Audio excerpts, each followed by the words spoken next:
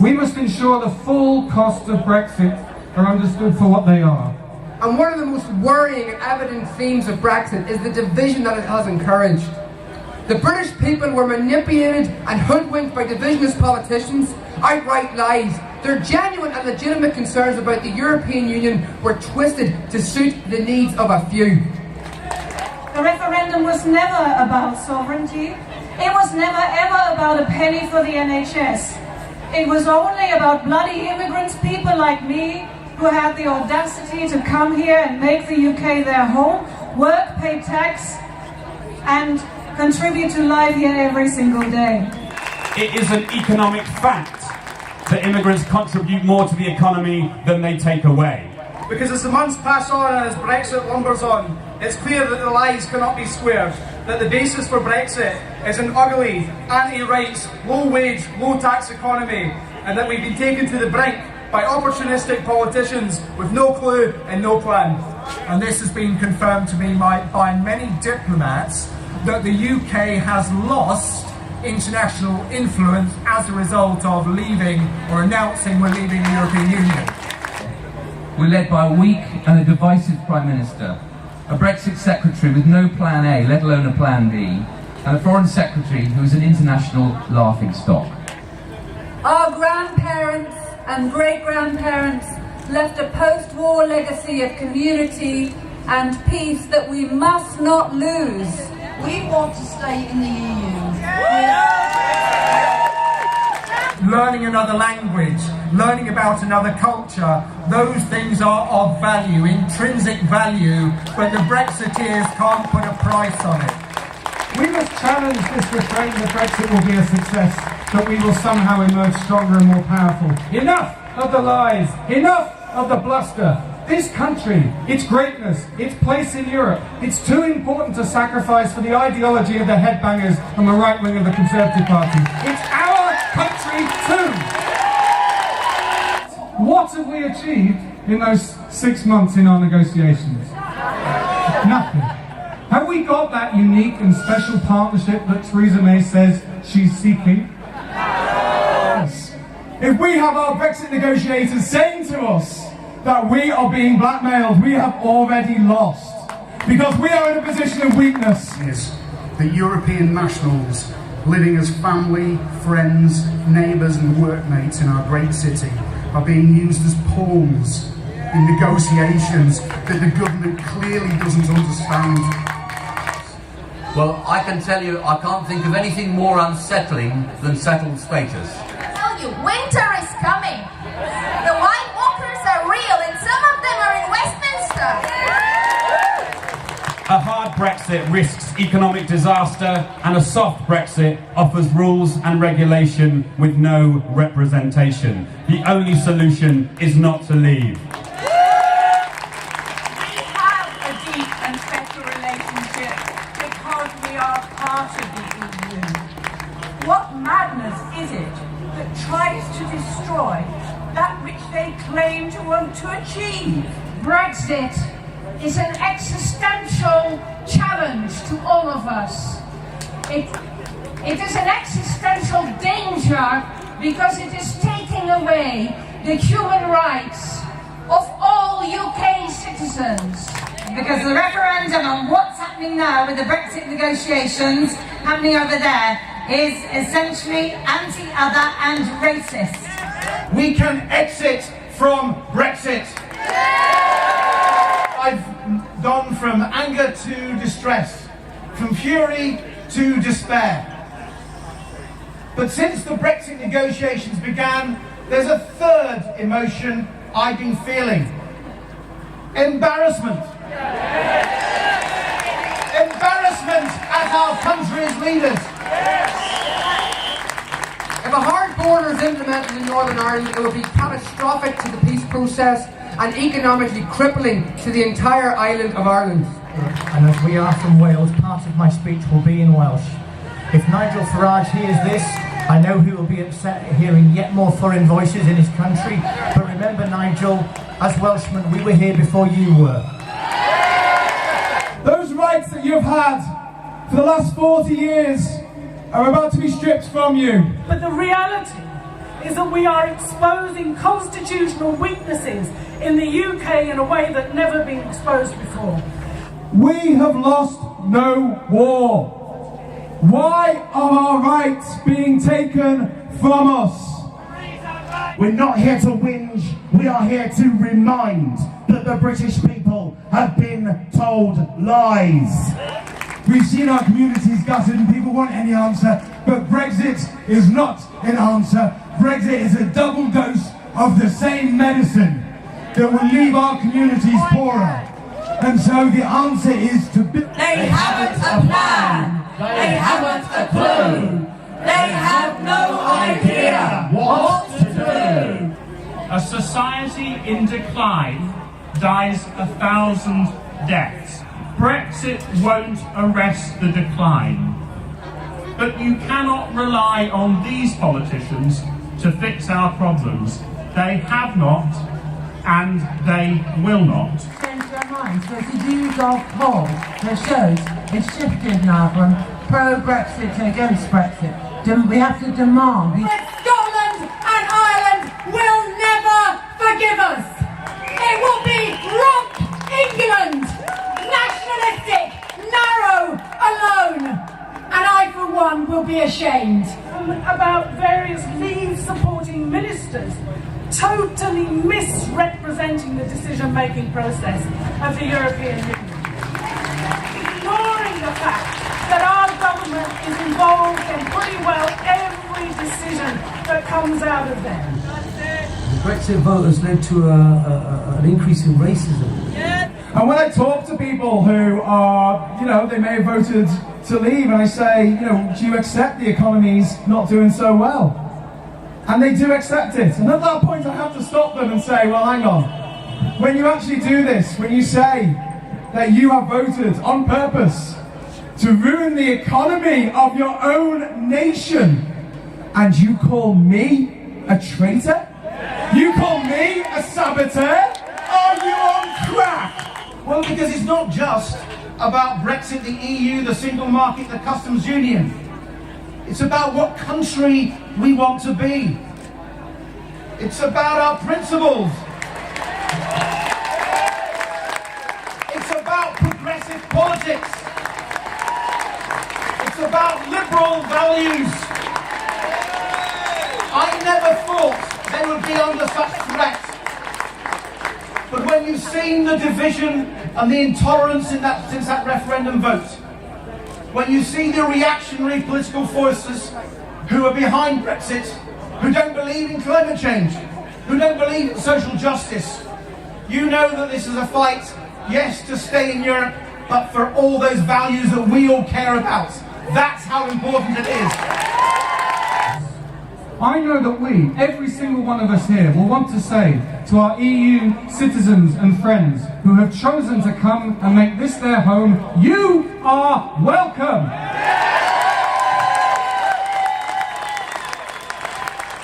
And to the Brits in the rest of the EU, we're here to fight for you too, because it's your rights at risk, your freedoms in danger. Because this is what the government will not tell you. If we end free movement, if we end the rights for EU citizens, your rights, people's rights for British citizens will end too. And that's what they're not telling you. And what about the referendum we hear? We are told that Remainers want to ignore the result of the referendum. Well, there's one thing I agree with the Brexiteers on. We must never forget that referendum, and we must never forget what they said and who said it. People voted to create more jobs and for a stronger economy, only to see the pound sink, only to see us have the lowest growth in the EU, and most crucially and cynically, people voted for a stronger public service. They voted for more money for the NHS, only to find a recruitment crisis, the prospect of a trade deal including health with Donald Trump, and that money, that promised money, is not there, because we need it and more to fill the hole caused by Brexit. The truth is this, the timing of... And our government said has also got to make it clear that it wants to bring this country together, not divide it further. So it has to stand up to the increases in racism, xenophobia and other hate crime that we're seeing grow exponentially since the referendum. That vote was not a license to hate. We don't throw out good, hard-working people. We don't split apart families. Where did this come from? People who have given, people who have stayed here for decades with their families and brought up children are being told that they've got to leave. And if you've seen the leaked document from the Home Office from last week, it's just absolutely disgusting what they've got planned. And I don't recognise this as my country. Like growing up, I still experienced the hangover from the conflict. I grew up in a little village just 3 miles from the border, and there was always just reminders of what had happened before. Abandoned border stations, old army barracks, custom posts, and they sit there like ghostly reminders of what was, and as a stark reminder of what might be if Brexit comes. The image that's been shown around the world of Britain is one that's retreating into itself, one that's given up, one that's looking back to the past. But you here today are proving everybody wrong. You're showing Europe, you're showing the world that that is not the case. I say this to you, if we do not shape our future, someone else will shape it for us. So the fight for Europe needs to happen in every part of this country, and the demand for our future in Europe also requires a demand for a better democracy in that place over there that safeguards our hard-won rights so that they cannot be used as negotiation tools, and so that every one of our fellow citizens has their stake and future represented in our democracy. And global problems can only be resolved by collaboration. Governments can and often do go rogue. And if you let them carry on for long enough, then it is too late. And Raluca and I know exactly what too late looks like. This is why we have to stand together, and we have to do it now. United we save. United we save our communities. United we save our democracy. And united we save Europe. So this is because we are Europeans. This is what we do. True, because we know that there are over 3 million EU citizens in the UK, and there are 1.2 million UK citizens in the EU, and it'd be very strange in those circumstances if the other EU countries didn't reciprocate with exactly the same rights as we had granted their citizens. We need to make the case. We need to make the case that Brexit was caused by anger at problems that it will deepen, not solve. We've got a good customs arrangement because we're in the EU.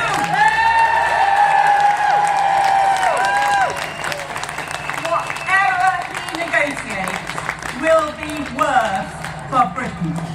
A business knows that. Jobs are going already. People are making their plans for a post-Brexit Britain, and it will mean fewer jobs and a less prosperous Britain. I'm here as a Conservative, and that's not a mad position to be in, although it's not entirely comfortable at the moment.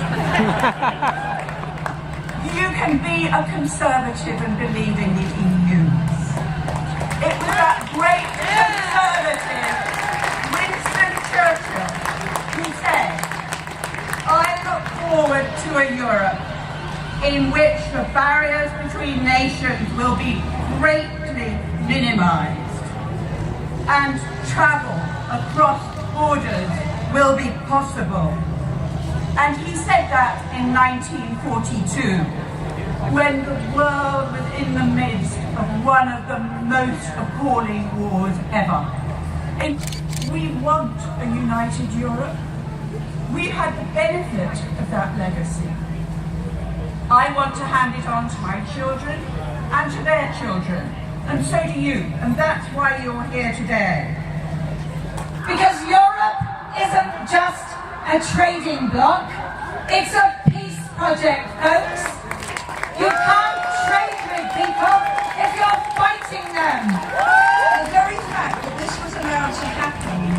a terrible indictment on the democratic system in this country. We not only need to stay in the EU, we need to look at ourselves and how that we govern ourselves. That's our big fight for the future. Let's all stick with it. Let's go out there and let's fight for what we want, what we believe, what we... Because I actually love the EU. And I love it because it secured peace in Europe. And I love it because of the opportunities that it has given young people in particular, me and millions of others. But Brexit future is a different kind of future. Brexit means a future in which that world of opportunities doesn't exist, is denied to young people. Brexit means a future in which human rights, workers' rights, and also the NHS will not exist. Brexit means a future in which people like me can no longer be at home in the UK. Brexit means a future that relies on chlorinated chicken and holding hands with an orange fascist.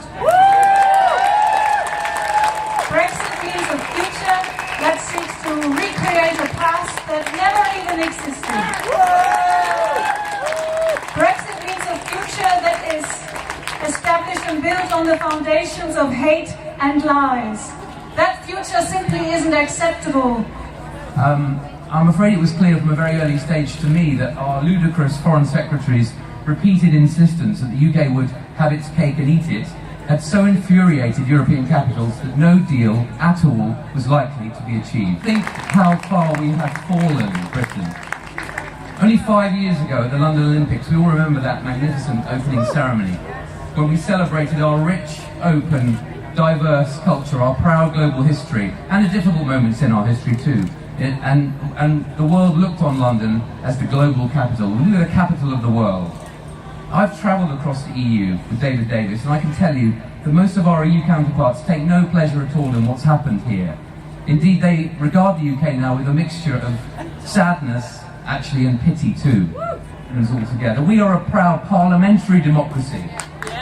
We are not a democracy, the destiny of which is going to be determined on an opinion poll taken on one day, and let's be honest, based on a pack of lies.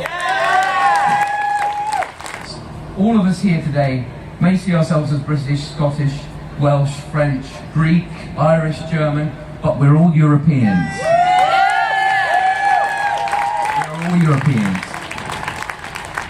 And we won't let Theresa May, we refuse to let Theresa May and Jeremy Corbyn destroy that. We cannot allow that to happen, and it's for our children that we must continue this fight. So I ask you all to say with me today, I am a European. This is for Athens, where I have a special family interest. Είμαι Europeos. For Paris, je suis européenne. For Berlin, ich bin ein European. Thanks very much. The tone of the nation for the next generation.